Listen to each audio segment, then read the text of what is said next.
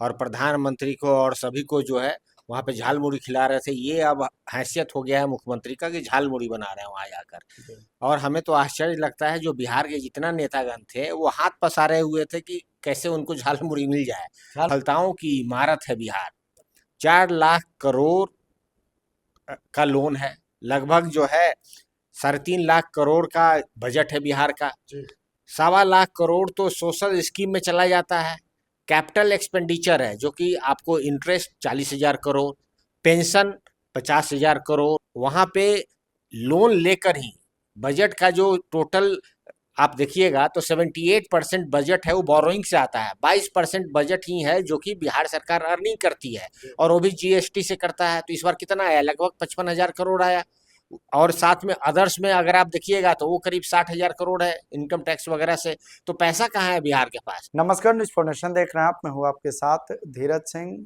बिहार के मुख्यमंत्री सम्राट चौधरी 2 दिवसीय दिल्ली दौरे पर थे। दिल्ली में पहला दिन उन्होंने एनडीए की बैठक में हिस्सा लिया, दूसरे दिन नीति आयोग की बैठक में वो अपनी उपस्थिति दर्ज कराए। हमारे साथ है आरजेडी के राष्ट्रीय प्रवक्ता प्रोफेसर सुबोध कुमार मेहता जी। सुबोध जी, मुख्यमंत्री सम्राट चौधरी दिल्ली दौरे पे थे, पहला दिन एनडीए की बैठक में भी शामिल हुए, दूसरे दिन नीति आयोग की बैठक में शामिल हुए। कहा जा रहा है कि एनडीए बड़ा एक्टिव है बिहार के विकास को लेकर, क्या कहेंगे? देखिए, जो पहला दिन था वो तो झालमुड़ी में चला गया। पहला दिन झालमुड़ी में चल गया। भाई, ये स्थिति हो गई है कि वेस्ट बंगाल के मुख्यमंत्री वहाँ झालमुड़ी बना रहे थे, जी। और प्रधानमंत्री को और सभी को जो है वहाँ पे झाल मुड़ी खिला रहे थे। ये अब हैसियत हो गया है मुख्यमंत्री का कि झाल मुड़ी बना रहे हैं वहाँ जाकर। जी। और हमें तो आश्चर्य लगता है, जो बिहार के जितना नेतागण थे वो हाथ पसारे हुए थे कि कैसे उनको झाल मुड़ी मिल जाए। झालमुड़ी और लेने के लिए हाथ पसारे हुए थे। आप खुद ही उस वीडियो में देखिए, प्रधानमंत्री को देते हैं, प्रधानमंत्री से लेने के लिए जो है जीतन राम मांझी जी वो हाथ बढ़ा दिए, उनको नहीं मिला। निषाद साहब को नहीं मिला, और पीछे उपेंद्र कुशवाहा भूंजा फाँक रहे थे। तो ये तो पहला दिन हो गया। दूसरा दिन देखिए, नीति आयोग में जो है वो गए मीटिंग करने के लिए। तो हमें ये जानना सबसे ज़रूरी है कि नीति आयोग है क्या? एक इंस्टीट्यूट है ये, national institute for transforming India, NITI Aayog. और इसको बनाया नरेंद्र मोदी जी ने 2014 में। उससे पहले प्लानिंग कमीशन था।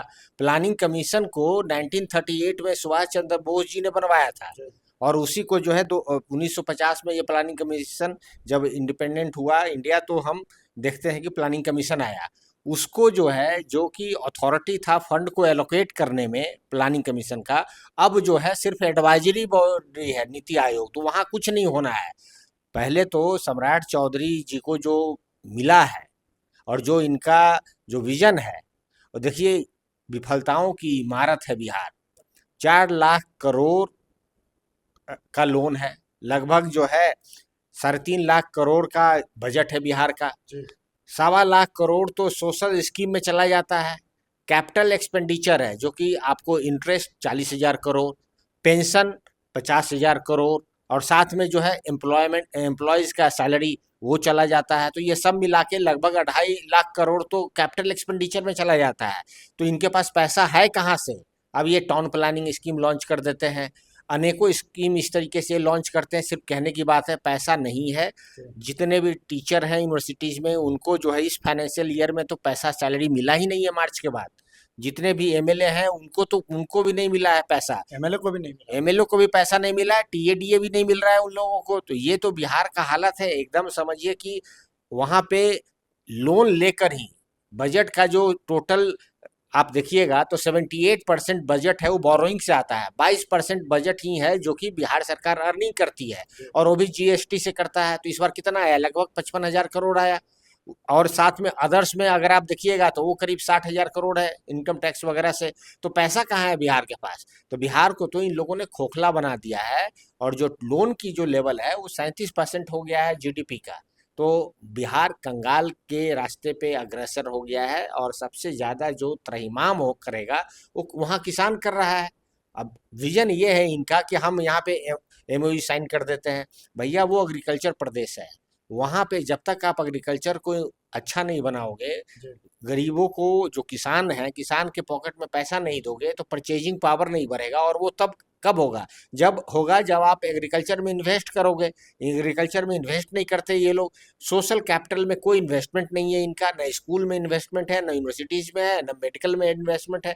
तो आपकी जो है ह्यूमन कैपेबिलिटी कैसे बढ़ेगी? ह्यूमन कैपेबिलिटी बढ़ेगी ही नहीं तो फिर नौकरी कैसे आएगा? जी और जो हालत है बिहार का, हर जगह देखिए नौकरी में यहाँ पेपर लीक हो जा रहा है।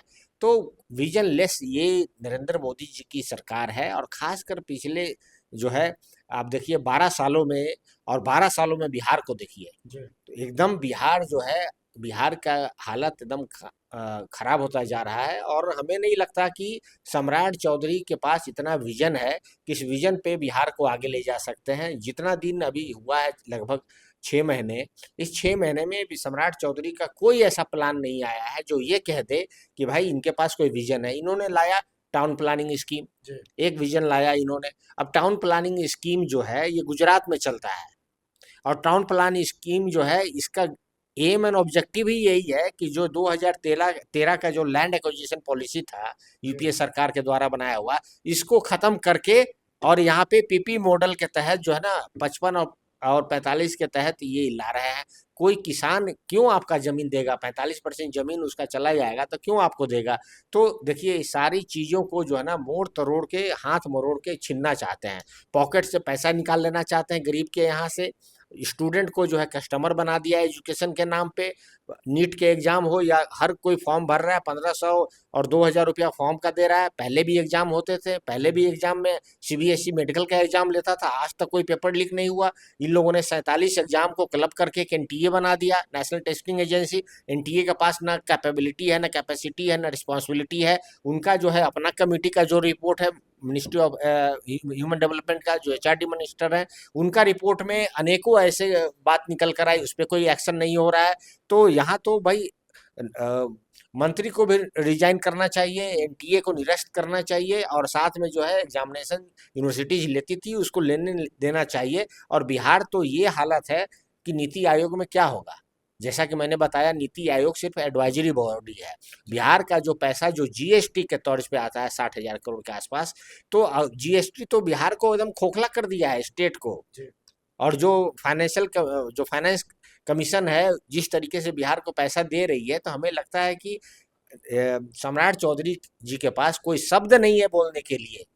इकोनॉमी की इनको कोई जानकारी नहीं है, किस तरीके से बिहार अगले स्टेज पे जाए, आगे बढ़े। वहाँ का जो सबसे युवा प्रदेश है, युवा प्रदेश जो है एसेट है हमारा, उसकी ह्यूमन कैपेबिलिटी कैसे बढ़ाया जाए, उस पर कोई काम नहीं कर रहे हैं सम्राट चौधरी जी या इससे पहले नीतीश कुमार जी।